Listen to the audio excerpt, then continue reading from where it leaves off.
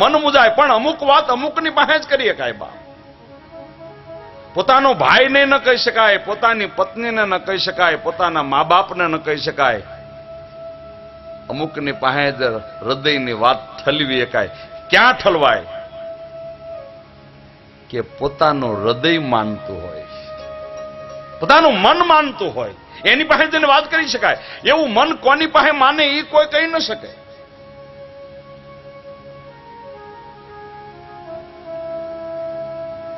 મારું મન માનતું હતું એટલે મેં ગાંધીનગરમાં વાત રેલી છે બાપ. આ વાત કથાની મેં એમાં રેલી છે. મારું મન, અને મન માનતો એના જ વાત કરી શકાય.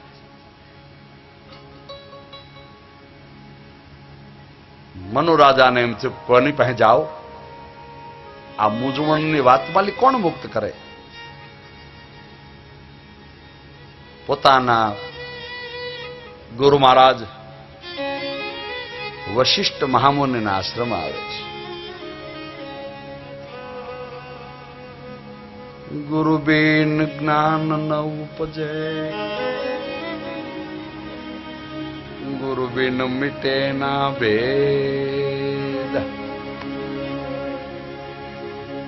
ગુરુ બિન સંચય ના મિટે, ભલે વાંસો સારે વેદ. ગમે એટલા પુસ્તકને વાંચી વાંચીને ફાડી નાખી, પણ ગુરુ જ્યાં સુધી ન મળે ત્યાં સુધી મનનો સંશય નહીં મટે બાપ. માણસના જીવનમાં કેટલા પ્રકારના ગુરુ. કોઈક ધંધો શીખવાડે દે એ ગુરુ, કોઈક હાસો શબ્દ આપી દે એ ગુરુ. કેટલા ગુરુ પ્રકાર, કેટલા. વશિષ્ઠ મહામુનિના આશ્રમે આવી મહામુનિની સામે કર જોડી સંપૂર્ણ મર્યાદામાં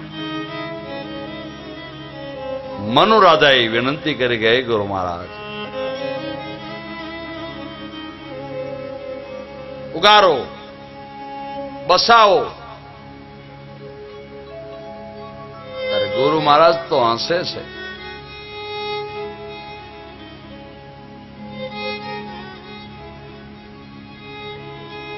ગુરુ ને શિષ્યનો મિલાપ થાય છે.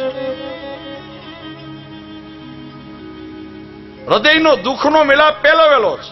કાયમ મિલાપ થાય, કાયમ પગે લાગે. પણ આજ જે પગે લાગવું છે અને આજ જે વાત રેલવી છે એ મનુ રાજાના માટે હૃદયની અઘરી વાત છે.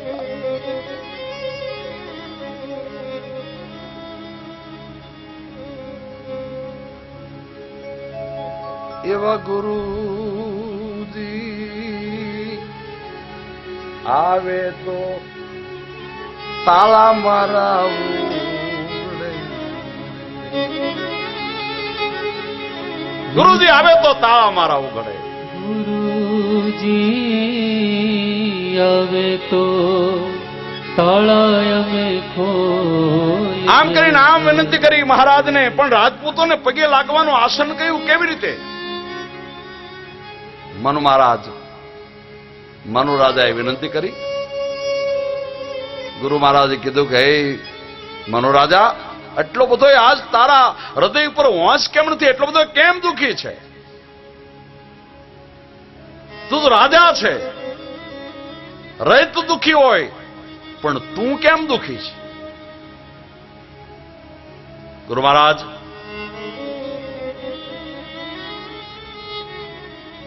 બધી વસ્તુ છે પણ એક વસ્તુ મન સતાવે છે. કઈ? એક સંતાન નથી, એક પુત્ર નથી. ઓહો, એમાં હું મૂંઝાવાની જરૂર? કોઈ દુઃખમાં એને એમ કે ને ભલામણ હું મૂંઝાઈ ગયો, કાંઈ વાંધો નહીં. હે કે આમાં મૂંઝાવાની શું જરૂર? કેમ કે પુત્રેષ્ટિ યજ્ઞ કર, અને એ યજ્ઞ કર એટલે તને વસન પ્રાપ્ત થશે અને મહારાણીની કુખેલી પુત્રનો જન્મ થશે. ગુરુ મહારાજ તો એનો સમય કે એનો સમય નહીં. હોતાઓને બોલાવ, બ્રાહ્મણોને બોલાવ અને તાત્કાલિક યજ્ઞશાળા ગોઠવવામાં આવી. યજ્ઞશાળામાં યજમાન પદે મનુ રાજા સરજાદેવી બે બિરાજમાન છે. બધાય બ્રહ્મદેવો અગ્નિમાં આહુતિ દેવરાવા લાગ્યા છે. ગુરુદેવ પણ બિરાજમાન થયા છે. પધરામણી કરી અને વશિષ્ઠ મહામુનિ પાછા પોતાના આશ્રમ જાય.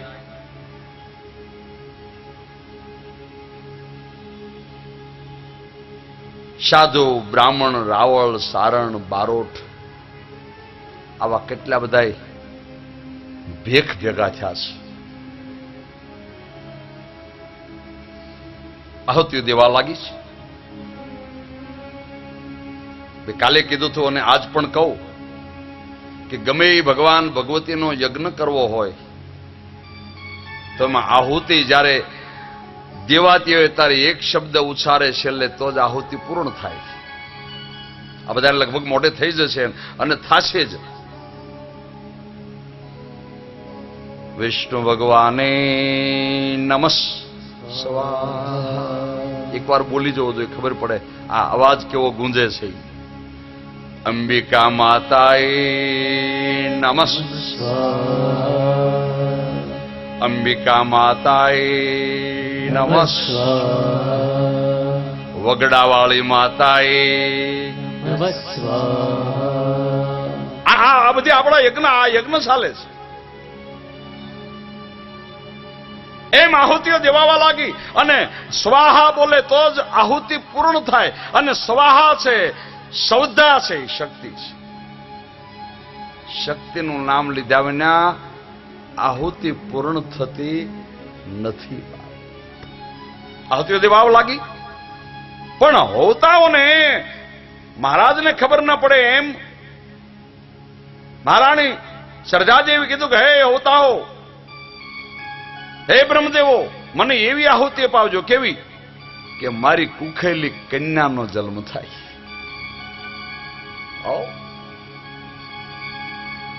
આહુતિઓ દેવાવા લાગી. પછી તો આમાં મહારાજા બેઠા હોય અને એના પત્ની મહારાણી કે એટલે તો બધાને માન જ રાખવું પડે ને.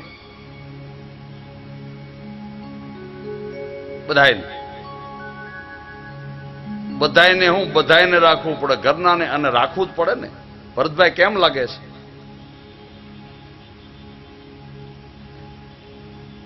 સમય એવો રાખવું પડે ચોક્કસ. પાછું પરાણે રાખવાનું નથી કહેવાતું. આપણા સંતોએ કીધું છે કે ઘરનું ઢાંકણ નાર છે, નારી છે. નારી તું નારાયણી, નારી અમૃતનું ઝાડ, નારીથી નર નીપજે ધૂરું અને પ્રહલાદ છમા. આમાં છે.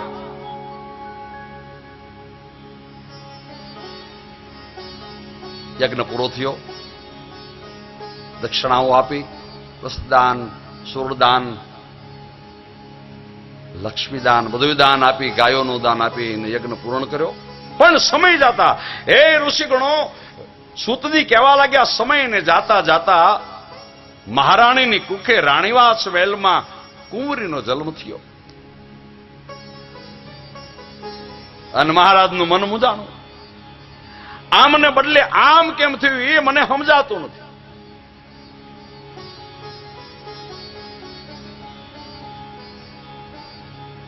વશિષ્ઠ મહામુનિના આશ્રમે આવે. દિવસે ગમે તેના ઘરે સંતાનનો જન્મ થાય એનું દિવસનું છઠ્ઠીનું કર્મ કરવામાં આવે. પીપળના પાંદ મેં કે આવું બધું ઘણું ઘણું થાય, બધાને કરાય. પણ મા ભગવતીની કથાને કહેતા ઋષિગણોએ વળી વશમાલી વાત લીધી કે હે સૂતજી, આપ આ મહાત્માની કથા સંભળાવો, પણ એક કથા અમને એવી સંભળાવો. કેવી? કે પેલા મધુ અને કેટભ નામના રાક્ષસ હતા, એ કોણ હતા? શું કામ હતા? વિષ્ણુ ભગવાન એનાથી કેમ કંટાળી ગયા હતા? ઓલી કથા પડી મેકી અને વક્તાએ સૂતજીએ મધુ ને કેટભ નામના બે દાનો કેમ ને કેવી રીતે એની કથાની શરૂઆત કરી.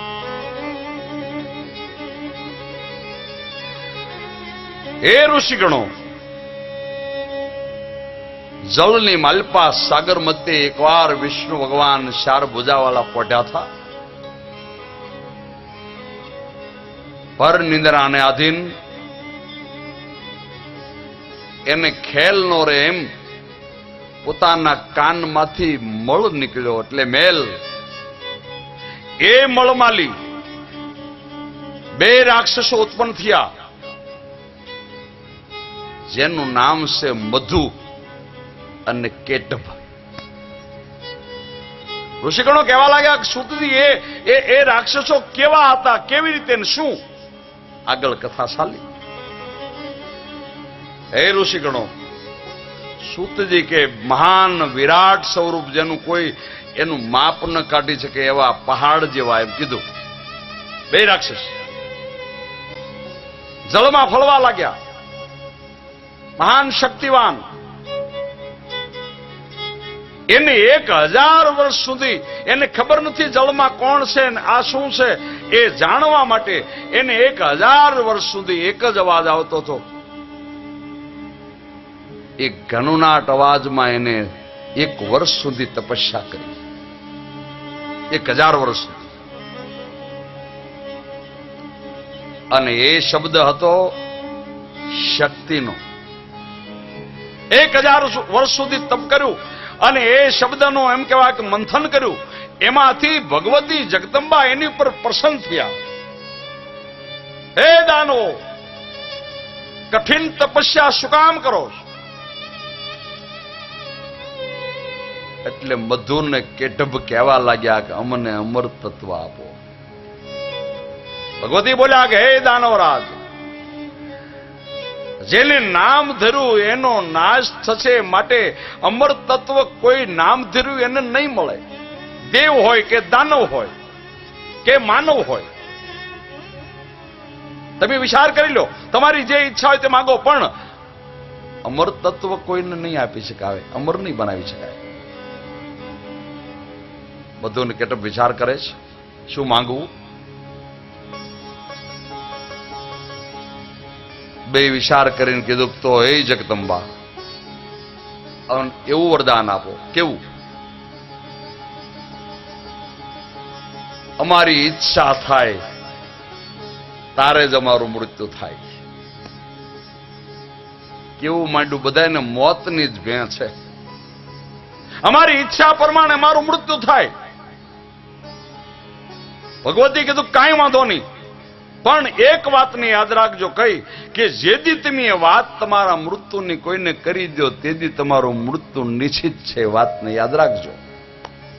કાંઈ વાંધો નહીં. અમે કોકને કહી તો ને કે કાંઈ વાંધો નહીં, તથાસ્તુ કહી અને ભગવતીના શબ્દો અંતર્ધાન થયા. રાક્ષસોને વસન મળ્યું એટલે બેમાન બની ગયા, જળમાં ફરવા લાગ્યા, જળના જીવોને રંજાડ કરવા લાગ્યા, જળના જીવોને મારવા લાગ્યા. આમાં કેટલા ઠેકાણે એવો હોય પોતાને કાગ પદ મળી જાય પછી નાનું મોટું કાંઈ ગણે નહીં, અને ગણે નહીં તારે સમજી લેવું કે હવે આનો વિનાશ થવાનો. બાપ